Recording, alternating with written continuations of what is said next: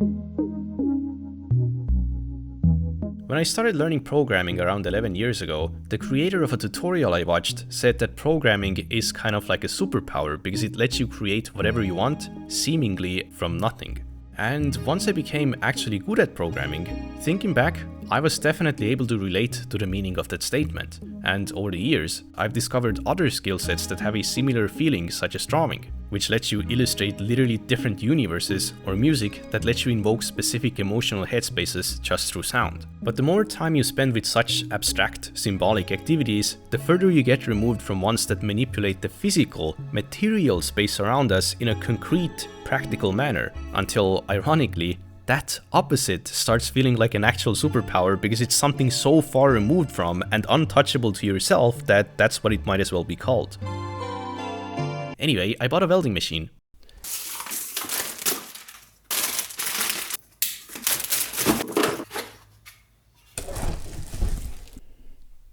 Ooh. Here's the actual welding machine. Yay. Now, I've never done any welding, and I also don't really know anything about it other than that if you get really good at it, you can make some slick looking welds, as long as you don't get lung cancer before that. But the reason I wanted to try welding is because if you don't know how to do something or have no experience with it, you might subconsciously filter out opportunities that require that something, even if it's just a small step in the entire process. Generally speaking, the more cross-domain expertise you have, the more pathways are also visible to you because you can actually recognize them. And what makes welding especially intriguing is that it gives you the power to manipulate metal. And when you think about it, that's a rather big deal because metal is such an incredible material, but for most of us, doing anything to it other than maybe painting it is just completely off the table because it's too hard and strong to manipulate.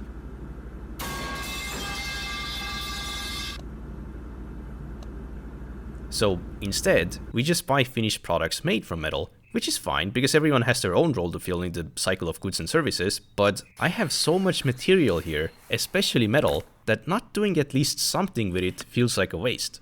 In fact, there are these two welding project ideas that I've kind of already had for years, and I felt like now's the time for them. Which is why I finally bought this cheap welding machine, and hopefully I can successfully finish both of those ideas in this video, so let's see how it goes. Somebody once told me Okay, so essentially, this is my beautiful gate, but the problem is that if it's really windy outside, the gate just opens by itself. And I'm thinking that all I need to do is weld an additional 5 cm rod here, which should fix it, even though the real fix is just to use a hammer to hit this a few times, because it's actually bent from it doing this with wind all the time. And I think I have the perfect piece of material, because I found a bunch of metal rods here, and these ones look pretty much perfect.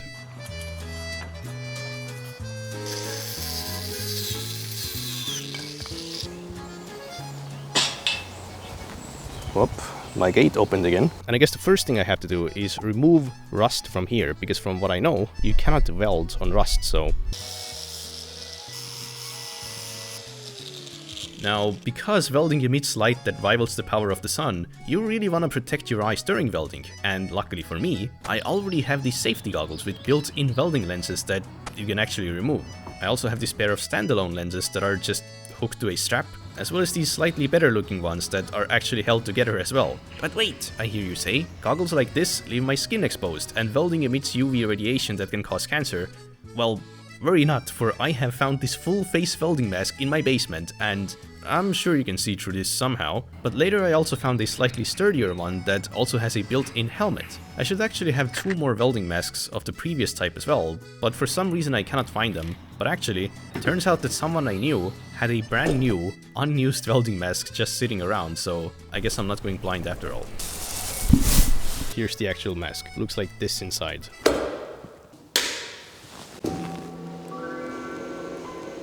Okay. I want to do flux core welding, which is essentially you can weld without gas, just through electricity and wire. So I first want to get the wire out. Is the wire coming? Hello? What if I put it higher? Now it's faster. It's gonna come. So the way welding works is that you first have to connect this ground clamp to the material that you're welding in order to create an electrical circuit, because otherwise nothing is going to happen. As an analogy, imagine this electrical circuit with a battery, a light bulb, and a switch. Now, if you cut the wire, you break the circuit, so the light bulb is no longer powered as nothing is pulling electrons anymore, or alternatively, you can just turn off the switch instead of cutting the wire. And it's the same with welding. The power source is the welding machine, the wire is the cabling plus the metal that you're welding, the light bulb is the welding arc, the switch is the trigger on the welding pistol, and finally, the clamp is basically just a continuation of the wire that goes back to the power source, which is also why the clamp port says plus on the welding machine. By the way, the reason I'm explaining this is because I recently relearned how electricity works, and it's so cool that I suddenly want to start doing all kinds of experiments with it. Related to that, another thing I made sure of is that you can also hold the workpiece in your hand without getting electrocuted, because electricity follows the path of least resistance. But you should still wear dry insulating gloves. And yeah, I'm not responsible if you get electrocuted. Another good way to get electrocuted is to use your body as a part of the circuitry. But I wouldn't recommend that because your body isn't the best conductor of electricity and you'll die.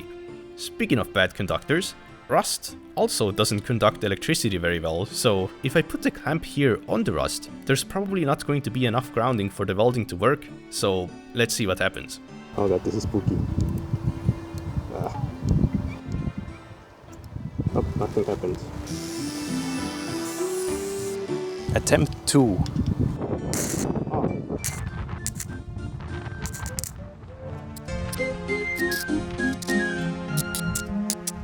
Let's see if I can snap you up. Oh! Oh, man, this is strong. Yeah. Well, it's definitely a first-time welder's job.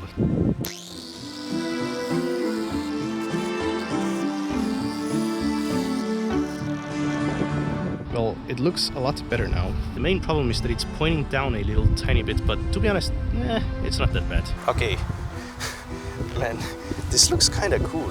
And now let's see if it actually works. Yes, okay.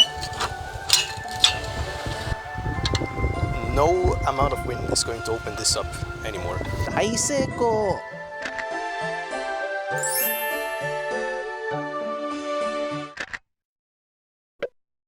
Later on the same day, I went searching for material for my next project, aka handles for doing farmer's walks.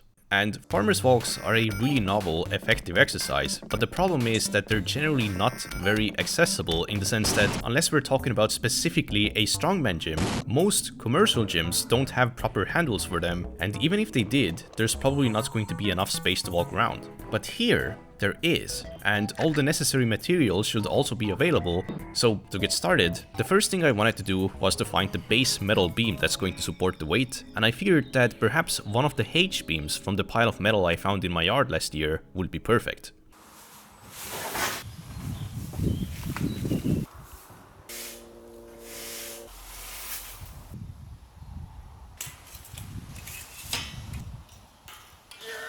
Now, I decided to make them 150 centimeters long, but my beam was 4.5 meters, so I had to cut it with the angle grinder, and to be honest, I wasn't sure how it was going to go because I've never got something so girthy with it, and to be perfectly honest, I had barely even used the angle grinder at all, so even though I was wearing protective equipment, I was still worried about how safe it was going to be, especially because I didn't have a guard nor a handle on my angle grinder, both of which I actually really wanted. But I saw this video of somebody who also didn't have either of those things successfully cut an even bigger beam with ease, so I decided to copy their technique and see how it goes.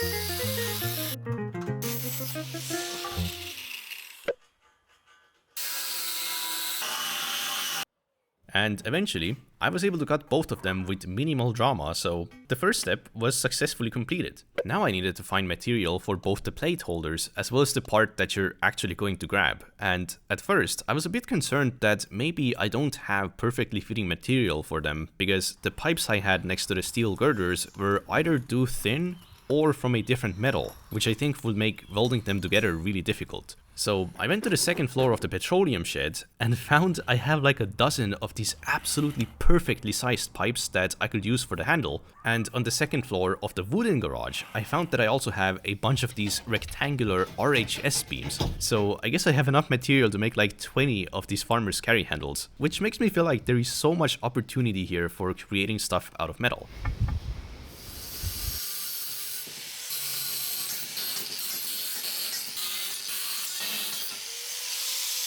So at this point, I had finished cutting pretty much all the pieces, but I felt like I should have probably made the handle pipes a bit longer than I initially planned, so I decided to cut a few more pieces of pipe. And related to that, I remembered that I had this old pipe vise that I could use for securely clamping the pieces down during cutting.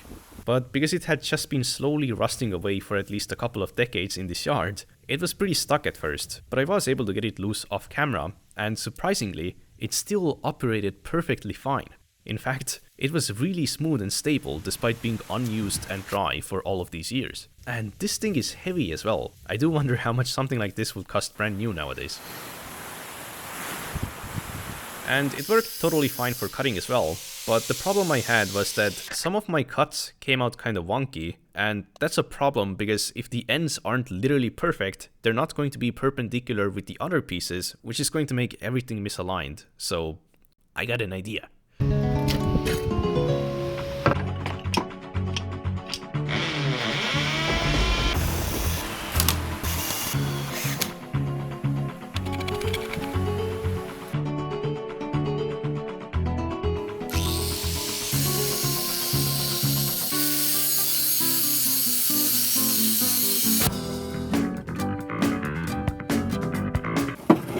Can I not use this?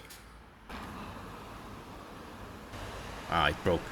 Anyway, my engineering masterpiece was actually functional, but the problem was that the hinge I used wasn't perfectly straight, so it still cut at a slight angle, which kinda defeated the whole purpose. And that's probably also why the cutting disc exploded, because even though I wasn't putting almost any force into the grinder myself, the disc probably received a tiny amount of lateral pressure from the mechanism, and because it was fixed, it also had nowhere to escape. So to make sure that never happens again, here's a little lesson on angle grinder safety. First and foremost, always have all of your pieces very strongly clamped down on both sides. You never want the pieces to move, nor to free fall, especially when they're heavy, because they can pinch the cutter blade, which can make it explode or kick back.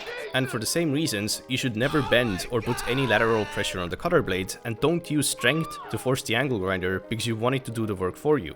And generally, you want the angle grinder pointing so that if it were to kick back, it would fly away from you, not towards you, which in practice means that you actually want the sparks flying towards you, not away from you, because sparks fly in the opposite direction that the wheel is spinning. Anyway, now that we have mastered angle grinder safety, it was time to actually start grinding with it instead of cutting, because I needed to remove the rust for welding, as well as grind those wonky ends of the pieces as close as possible to perfectly flat and perpendicular. Getting the ends perfectly flat was by far my least favorite part, because even after spending a lot of time grinding with the flat disc and using paper as a guide, I still wasn't able to get them perfectly machine flat. Speaking of which, there exist dedicated metal cutting chop saws that should cut everything perfectly right away. The cheaper ones start at 75 euros and the significantly better ones start at 350 second hand. And even though, at least right now, I'm not planning on doing this for a living, so I haven't bought one, I genuinely am curious about how much easier it will be with proper tools like that. So if I were to make more projects like this that need dozens of perfect cuts, I'd probably just get one, to be honest. But anyway, it was finally time to start welding.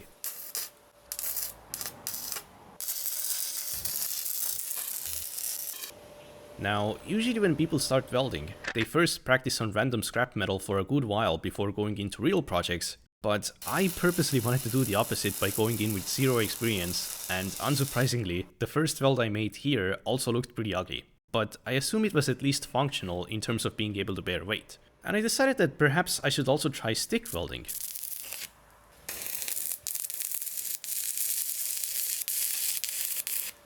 And seemingly, the first stick weld I did turned out much cleaner than the flux core welds. They were still ugly, but they looked a little bit closer to an actual weld, and there was no splatter all over the place.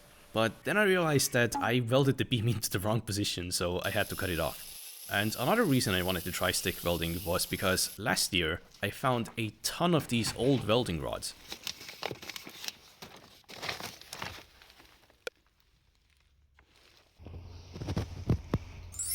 But for some reason I wasn't able to strike an arc with any of them, presumably because they're old and perhaps moist, which is unfortunate because I basically have an infinite supply of them. However, apparently there's a chance that I can fix them by baking them in the oven. But unfortunately, I don't have an oven, so I haven't tried that yet. And because I ran out of the sticks that were included with the machine, I just went back to flux welding.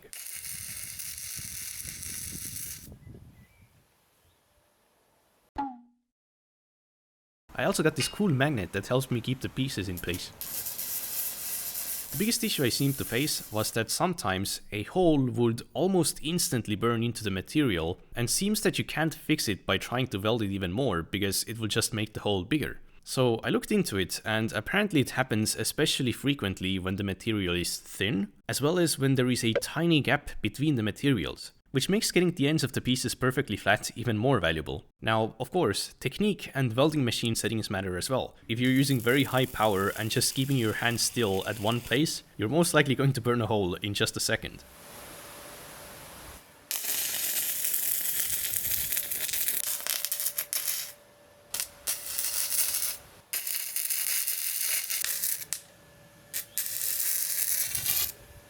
I was able to finish one complete handle during the first welding session, and the next day I started working on the other side, but just as it was time to weld the final piece, it started raining. And welding in rain is a bad idea because there's a chance of getting electrocuted. But well, actually I didn't have the final piece anyway because I needed to create replacements for the ones that I cut off yesterday, but for some reason my angle grinder decided to die at that perfect timing.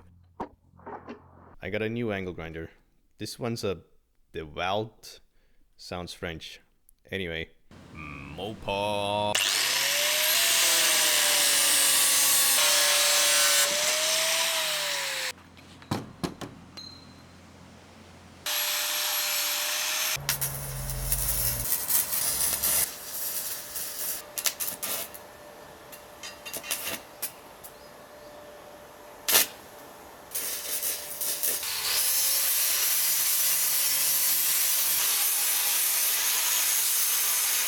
And eventually, they were complete.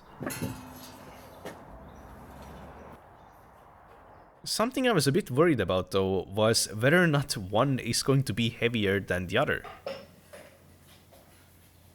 But actually, turned out that they were both exactly 17.5 kilos, which is perfect because they're both the same weight. And just by adding 1.25 kilo plates, they become exactly 20 kilos, which is a nice round number. However, the real question was whether or not they can actually tolerate weight, because the welds definitely didn't look like something that came from a factory, especially considering the holes, so it was time to find out.